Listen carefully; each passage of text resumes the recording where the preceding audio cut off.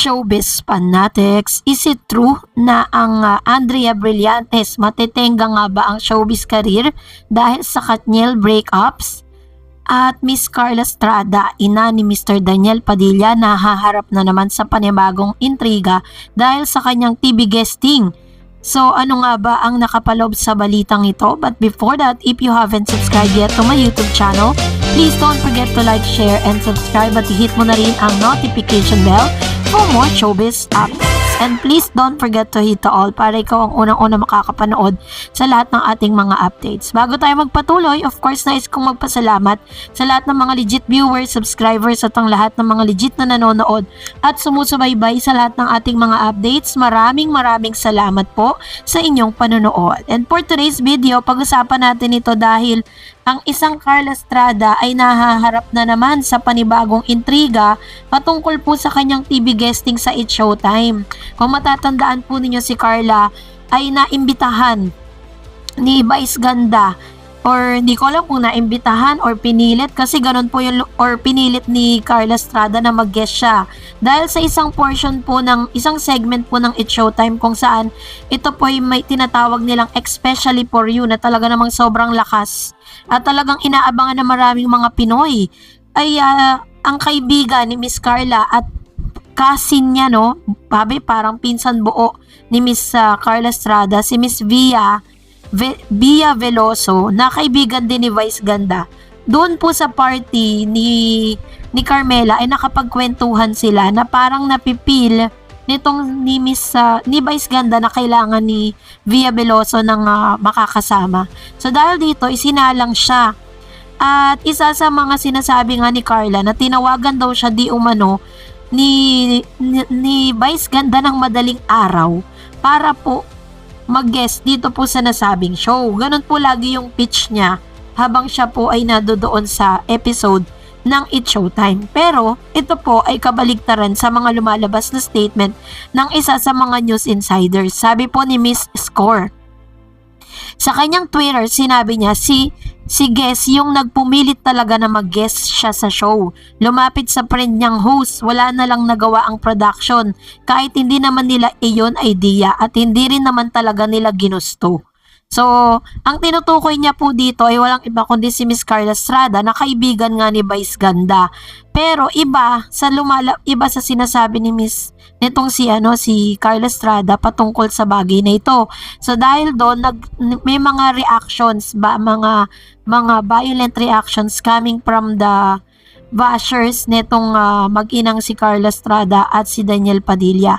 Sinasabi nila na parang pinalalabas ng mga bashers na nagsisinungaling di umano itong si Carla Estrada patungkol sa kanyang mga statement. Unang-una, pinagsinungalingan niya ang publiko. Sinabi niya na hindi pa raw break ang Katniel, yung pala break na. So ito po yung isa sa mga comments. Sabi ni Naivara Lopez, "Ew, si Carla Ling naman palang nagpumilit mag-guest siya sa Showtime. Kabaligtaran sa sinabi ni Tita siya na buti pumayag si Carla mag-guest, na mukhang si Carla Ling na napilitan mag-guest. Dito pa din ako kay Miss Score maniniwala." Ayan. So ito po yung kanyang komento patungkol dyan. Parang sinasabi nila na nagsisinungaling nga itong nanay ni Mr. Daniel Padilla. So anyways, sino man ang nagsisinungaling sa kanila, nag-celebrate pa rin naman si Carla dahil ang taas po ng viewership at #1 trending po ang It's Showtime, Especially For You, during those times na siya po ay isa sa mga guests at yung kanyang kaibigan at pinsan ni si Miss Via Veloso. So, katulad nga ng marami, diba, kahit po gaano karami ang mga bashers ng mag-inang ito, mas marami pa rin talagang sumusuporta para sa kanilang dalawa. Pero ito na nga, pinag-uusapan din po sa news online ang patungkol po. Ito nga yung post ni Carla. Sabi niya, "Thank you madlang people sa masayang hapon natin kanina sa Showtime. Kahit nakagabi mo lang ako tinawagan, Meme Vice, di kita pwedeng hindian. Alam mo yan. Buti na lang I was born ready. Ready makipagkulitan. Super fun and enjoy always sa It's Showtime. Love you, Meme, and everyone." So ito yung kanyang post na parang sinasabi niya nga na tinawagan nga siya ni Vice na malayo dun sa sinasabi po ng isang, ewan ko paano niya nasabi yun at kung sino po yung source niya. So, eto na. Sabi po ng ating topic for today's video na matitenga daw di umano ang career nitong si Miss Andrea Brillantes, showbiz career dahil sa Katniel breakup. Ito po isang malaking katanungan kasi kung si Catherine Bernardo or ito na nga, sabi po ng balitang ito na isinulat ni nung Feb 19, kanina lang 9:26 AM. Kasi marami pong nagtatanong, what's next with Andrea? Sabi diyan, true kaya ang chika na hindi mo nabibigyan ng bagong project ng ABS-CBN si Andrea Brillantes matapos masangkot sa hiwalayang Catherine Bernardo at Daniel Padilla? Yan ang mainit na pinag-uusapan ngayon ng mga marites all over the universe. Ang chismis, pagkatapos daw ng matagumpay na senior high, ay matetenga muna ang karir ni Andrea. Ang balita kasi, right after ng senior high ay bibigyan agad ng follow-up project ang ABS-CBN si Andrea, pero dahil nga siya ang sinisisi sa breakup ng Katniel, mukhang tuturuan muna raw ng leksyon ang dalaga. Oh my G! Sa nakaraang episode ng Showbiz Update vlog, talent ng manager and content creator na si OG Diaz, napag-usapan nga ang tungkol sa karir ni Andrea.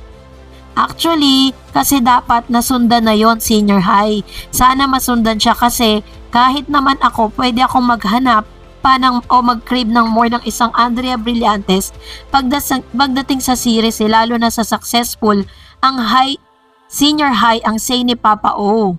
Ngunit naniniwala raw na siya na kahit nadamay si Andrea sa controversial na hiwalayan ni Catherine at Daniel na itinuturing na prized possession ay hindi pababayaan basta-basta ng network si Andrea.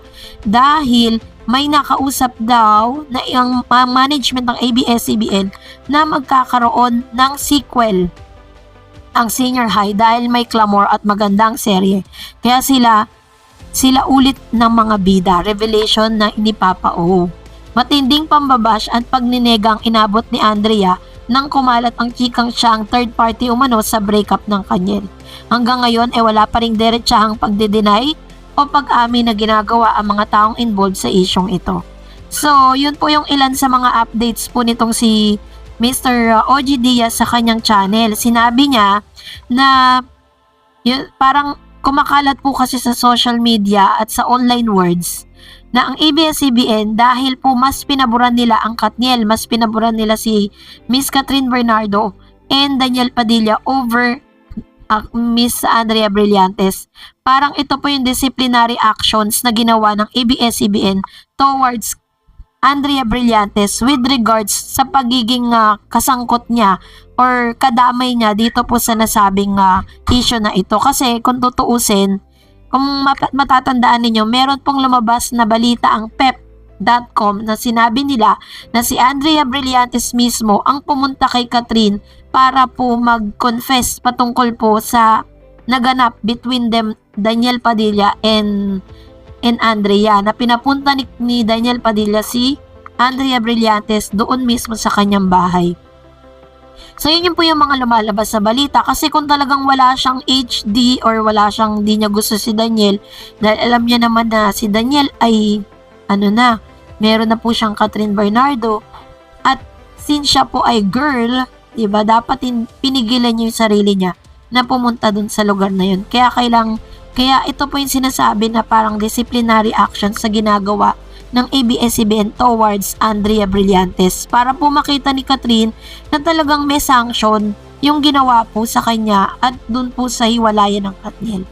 And that's it for today. For more videos and updates, please don't forget to like and subscribe, and please don't forget to follow my Facebook page, Dar Eds TV. God bless everyone!